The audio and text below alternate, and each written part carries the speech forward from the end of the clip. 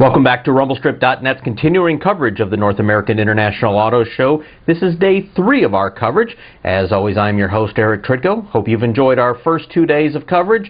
Day 1, of course, was a look at the domestic manufacturers. Day 2, we took a look at the European manufacturers. Here on day 3, we're going to take a look at what's coming to us from Asia, from Japan and Korea. Not all the manufacturers, but certainly the highlights of the major manufacturers.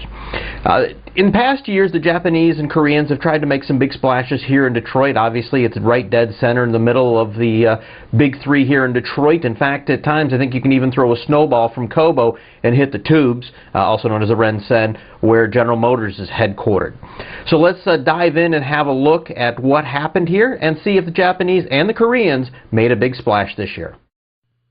Toyota showed off their 2010 Prius at the North American International Auto Show, trumpeting its 50 miles to the gallon and .25 aero rating, the same as the new Mercedes E-Class.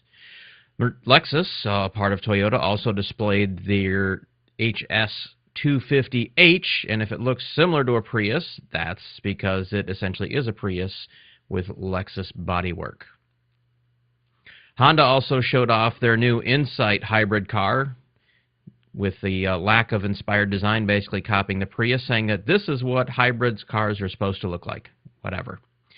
Mazda showed off their new 3 Series car at the North American International Auto Show, an evolution of their current 3 Series car. The front end, I'm not sure whether I like it so much. It's a little too smiley for me. The 5-door hatchback has a ton of room inside, but I have a feeling the North American market's going to go for the 4-door trunk model, 4-door sedan model, which we see here. I personally would prefer the 5-door hatchback, but, well, then again, my tastes are usually different than everyone else. Finally, Subaru showed off a concept car. This is their Legacy. Some people like this, some people don't. I have sort of a love-hate relationship with the design of this car.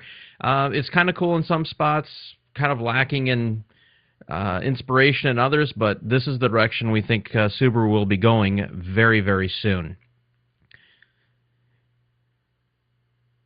And now, finally, Hyundai's Genesis, which was the car of the year. It beat out the Ford Flex by 9 points. V8, 375 horsepower monster. Well, that's going to take care of Day 3's coverage of the North American International Auto Show here on Rumblestrip.net. We hope you enjoyed that.